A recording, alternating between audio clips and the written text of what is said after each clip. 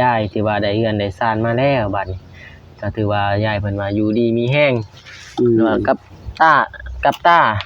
แล้วก็ลูกชายก็โอเคเนาะนอนฝนตกฝนหยังก็บ่เปียกพี่น้องเอ้ยแต่ว่าตอนนี้ก็สิถามยายอีกที่ว่าเพิ่น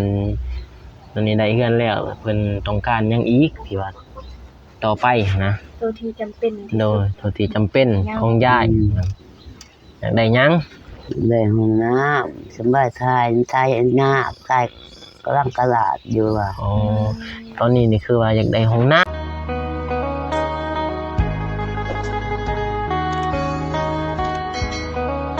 พี่น้องเปิดภาพมาพี่เด้อพี่น้องเด้อหลังจากไปเก็บผักเก็บมาพี่น้องก็เขามาแวะเพื่อนยายพี่น้องตากับยายเพื่อนแอมเปลี่ยนเป็นระบบระเบียบคือจบงามเลยเด้พี่น้องหลังบ่ได้เข้ามาหาผลลายมือลายวันพี่น้องเนาะบ่ได้เข้ามาจาก2 ทิศป้ายสิเข้า3 ทิศพี่น้องก็โอเคเฮือนเพิ่นฝนตกก็บ่ได้เปียกแล้วบัดนี้มีระบบระเบียบสะอาดสะอ้านพี่น้องอ่ะหันหน้าหันตามาทางพี่เด้อพี่น้องเด้อโอ้ยจังโอ้ยผมดำไปเลยพี่น้องบ่เป็นหยังกล่องเฮาดำก่อนอื่นก็กราบทักทายสบายดีเด้อพ่อแม่พี่น้องหมดสุขทุกคนพี่น้องบ่ว่าจะอยู่ภายในหรือว่าต่างประเทศก็กราบทักทายสบายดีพี่น้องเข้าสู่ช่องเบาซ้ายชาแนลคือเก่าคือเดิมพี่น้องมื้อนี้บ่มีหยังมาติดไม้ติดมือพี่น้องมาจากหาพักบ่ทันสิซื้อว่าสิซื้อปลาทอดปลาทูมาให้ทางยายเพิ่นเขามาก็เลยว่ามื้อนี้หาพักแล้วก็เพิ่นว่าเขามาเยี่ยมมายามเพิ่นดนแล้วบ่ได้เข้ามาน้องๆเนาะตั้งแต่พุ่นละเฮ็ดเฮือนแล้วผลสรุปพุ่นแหละพี่น้องจะบ่ได้เข้ามาโดยแต่ซื้อเครื่องซื้อของให้ตากับยายที่อยู่ที่นอนก็เลยบ่ได้เข้ามาเลยเฉพาะมื้อนี้จึงได้เข้ามาอีกพี่น้องก็เดี๋ยวสิเข้าไปถามตากับยายเพิ่นว่าอยู่ดีมีแฮงบ่ได้บ้านใหม่พี่น้องไปเดี๋ยวไปหาตากับยายพี่น้องมีทหารอีกเพิ่นแอมไหวพี่น้องลูกม่วงใหญ่เนาะโอ้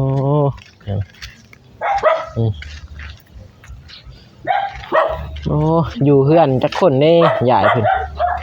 ยายอยู่บ่โอ้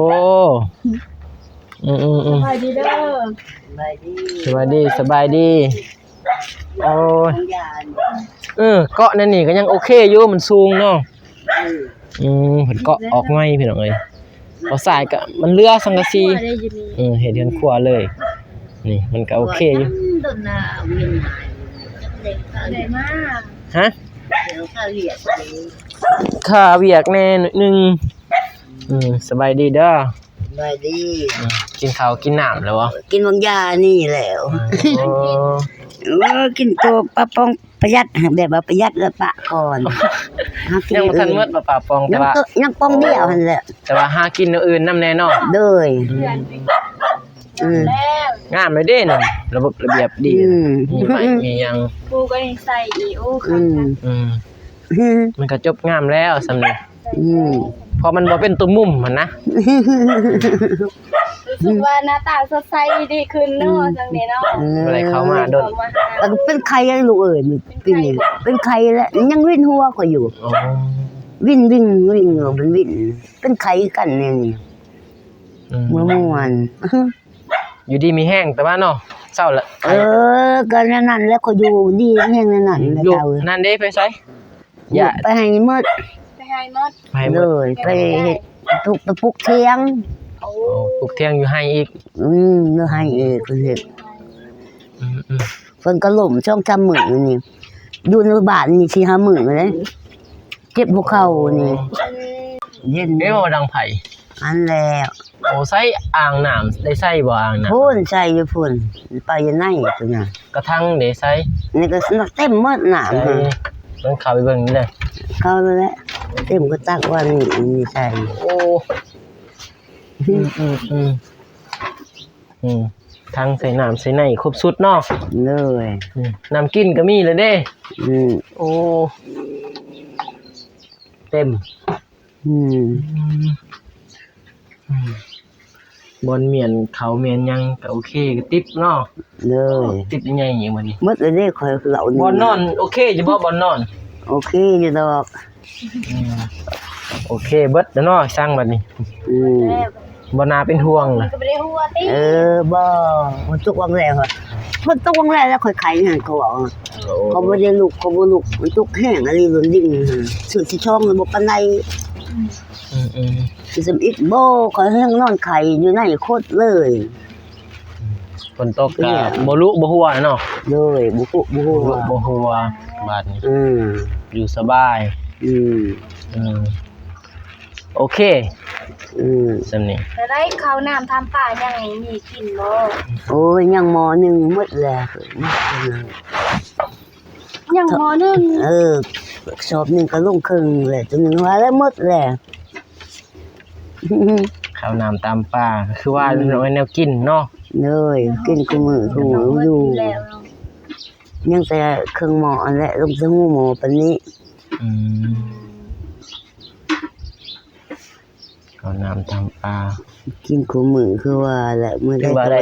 ได้เดือนเติบเดือนป้ายเนาะเดือนป้าย2เดือน เดือนหนึงแหละ ดีเดือนหนึง สอบตัวน่ะ โอ้ ตัวนี้บ่ทั้งเดือนแล้วก็ยานไม่ได้โอ้ มัดเลยบ่สอบหนึ่ง หมดแล้วยังจบโต สอบ สิช่องเลยนี่ สอบหนึ่งหั่นสอบหนึ่งครับพอดีเดือนหนึงเนาะ เออ โอ้สอบหนึ่งพอดีเดือนหนึง อืม ตัวนี้สอบตัวที่2แต่ตอนสื่อตอนพุ่น เอ โอ้ อ ถือว่าด้นเติบ เออ ตั้งแต่เพิ่นแหละพี่น้องเอ้ยตั้งแต่ป้ากับลุงเพิ่นซื้อให้ อืม 2สอบพี่น้องเอ้ยทำอีกสอบหนึงบัดนี้เพิ่น พอดีมืออันนั้นอีกไปซื้อเครื่องแล้วบ่ทัน มื้อ บ่ว่าก่อนเนาะ ก่อน ก่อนไปซื้อเครื่อง ก่อนไปซื้อเครื่องสอบหนึงแล้วก่อนที่ว่ามือเสียเทื่อนอีกสอบหนึง อืม ป้ากับลุงเพิ่นฝากมาให้ซื้อพี่น้องเอ้ยยายเพิ่นก็ได้ พอได้อยู่สบายเลย พอได้ คือตะกี้บุกมัดกูลุกอยู่ตะก่อน อยากนอนอยู่ใส่ก็ยากเนาะ อ่า ลำบากลำบน นั่นนี่ก็ได้พอก็ได้อัน ไปแน่อยู่คนเดียวเนาะ คนเดียว เอาว่าเพิ่นไปมื้อแรงเพิ่นก็มาบ่ มา ไปมื้อแรก มาแล้ว มา ไปมื้อแรงก็มาเนาะ มันนี่เป็นว่าสิรับจ้างหมู่รับจ้างปกตะเลียง อ๋อ เฮ็ดหยัง หมู่เป็นว่าให้ฉีดยา อ๋อ ฉีดยาหาฉีดยา รับจ้างไปพอได้ซื้อก็แบบแป้งนัว อืม พริกมักพายนั่นแหละ เออ เพื่อนก็โอเคเลยเด้สำนีก็มันน่าเป็นห่วงแล้ว อืม เพิ่นก็เพิ่นนี่ก็ เป็นว่าอยู่ดอกโอ้เป็นไรเกี่ยวโอ้แต่ก่อนครับถูกแล้วถูก กินฮอดอยู่บ่ลูก ฮะ กินฮอดอยู่บ่ลูก ขึ้นฮอดแล้วบ่เห็นเขาว่าเห็นหน้าโดนหน้า มิด ก็ เลยเนาะเห็นมาเลย มิดเลยโอ้ย เห็นหน้า ให้นะให้ตามิด เขา เลย ย่างออกนอกไม่ไปดอกก็ย่างไปเฮือนเนี่ยนั่นแนวมาสายอันนี้เขาว่าเอาแม่บ่ด่า ถือว่าโดนเติบเลย เออ ที่บ่ได้เข้ามาหาเพิ่น ก็ว่าเห็นแล้ว อันนั้นแหละติดภารกิจถือว่า เออ บ่ได้ถ่ายคลิปบ่ได้ลงคลิปเลยได้ขอยก็ต้อง แม่นแล้ว ปีใหม่แน่นั่นแน่ เออ ก็เลยแล้วเลยไปเลย ก็แม่นแล้ว ก็เลยบ่ได้มาเลย นะ ทางอ้ายเพิ่นก็ให้มาเดี๋ยวมาถามเบิ่ง โอ้ ยายเพิ่นอยู่ดีมีแฮงบ่อืม เป็นอะไร อื เนาะ ม งาน แต่ในนอนเฮือนใหม่เพิ่นก็อยากฮู้หั่นนะ เออ ว่ารับดีสบายบ่หรือว่ามัก เรื่อง บ่ รับลูกหลานเลยบัดนี้ บ่ให้ห่วงนะ เอ เนาะ อ บ่ให้ห่วง ก็คือแตะก่อนนอนตอนนั้นแหละรับโอนั้นแหละแล้วเขาว่านอนเย็นนอนว่า ยังพอได้กินได้นึงเนาะ เครื่องมอนั่นแหละลงเพียงหูนั่นแหละ ว่าเขานี่ก็ยังน้อยนึงพี่น้อง มุนใส่เขาจนเปลือง ทา เขา ง ว่า มืด มันเปลือง เปลืองได้เขามุน มันมุนนี่ เพราะว่าเขาซื้อเดีย ถ้าว มันแบบมันเป็นเม็ดมัน นั่นคือจะบ่เปลืองปานได้จำปากิน เอาไปซื้อเฮาก็บ่ฮู้นะเขาขายดิ นั่นแหละ เฮาก็บ่ติเฮาก็ซื้อเลยแหละ อืม เขาขายได้ก็ซื้อ เขาบ้านใด อืมบ้านเทิงนี่เด้บ้านโนนสัมพันธ์ แต่ว่าเขาก็สิบ่ฮู้ว่า มัน เขา จะแข้งไหล บ่ฮู้ว่าเขามาแต่ไสน่ะมันลายเขา มันจะแข้งเขา ได้แนว แต่ว่าเขาบางทีนี่เขาอ่อนนี่เขาแข็งมันลาย เขามา เขาสมมุติเขาบอกว่าอ่อนบัดแล้ว เฮามาหนึ่งมันแข็ง เฮาทอกจะกระตุกสามเป็นโอ้ก็ว่า มุน มันมุน แ แข็ง ถ้ามันเป็นเม็ดเนี่ย มันติดเขาอีกเนี่ยติดปอมๆไงอันนี้เป็นเขาเย็นเลยจังพออ่อนฮะ อืม คันจะเขาอันนั้นโอ้จะว่าเว้นคือกันกินข้าวเจ้าหั่นน่ะผู้ปะไปบ่ติดกัน ตัวเขามันหมู่คายเฮาบ่ฮู้ อืม เขาก็ฮู้เนาะเขาซื้อมา แม่น ซื้อเลยแล้วนะเขาขาย บ่ติแล้ว เขาถามว่าตัวนี้เขาอ่อนก็ว่าอ่อน อืม เขาก็ซื้อมาแล้วเขาบ่ได้ฮู้ว่ามัน หากกินไป กินข้าวเพ่นบ่ วางยานี่ โอ้กินข้าวเพ่น 2-3 โมง แม่นแหละ กินข้าวเพ่นแล้วแรงเลยว่าจัก ขึ้นนี่หั่นกิน3โมงไปเก็บผักในเฮือนอำพรหั่น อืม ได้กำนึงผัก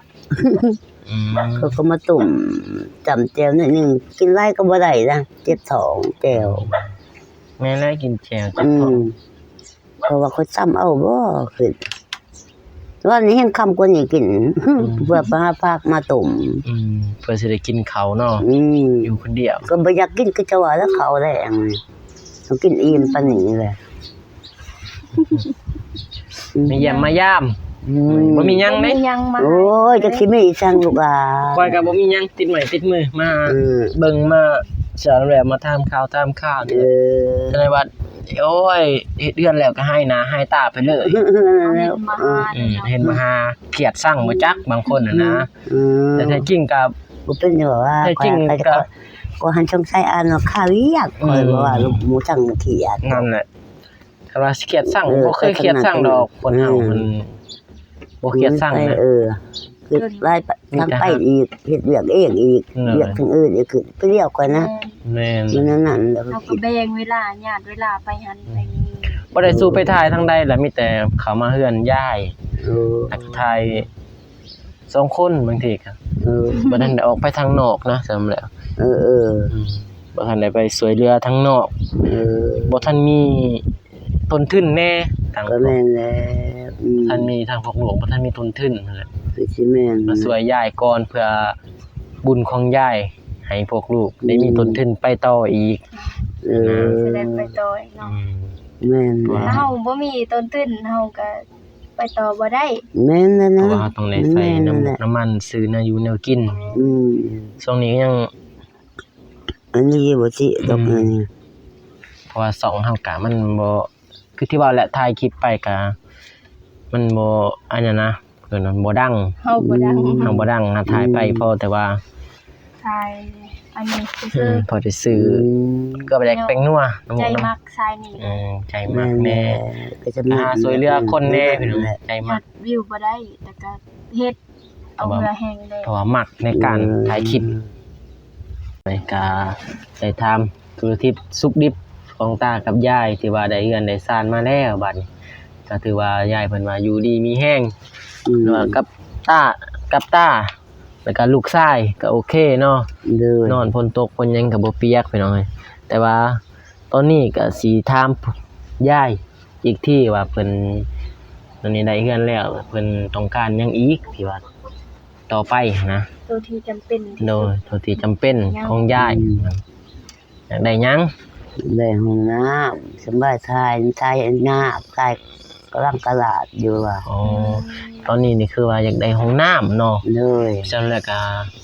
ยายเพิ่นนี่บ่มีห้องน้ำ เลย คันว่าสำเร็จน้อยฮอดยามพ้นนี่ถ่ายไปนี่ก็ ยากแล้ว ยากแล้วเนาะ ยาก ฝนตกก็สมมุตินั่งถ่ายนี่ก็เปียก โอ้ทรมานแล้ว บางทีมีงูเงี้ยวเขียวกระป้อมเขียวเข็บเนาะ อืม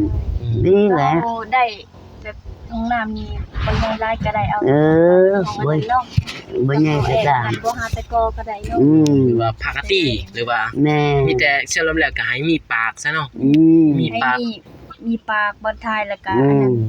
ตัวแอมนี่แผ่นเรียบแอมก็ได้บ่เป็นหยัง แผ่นเรียบก็ได้หรือว่าปกติมันปกติเก่าก็บ่มี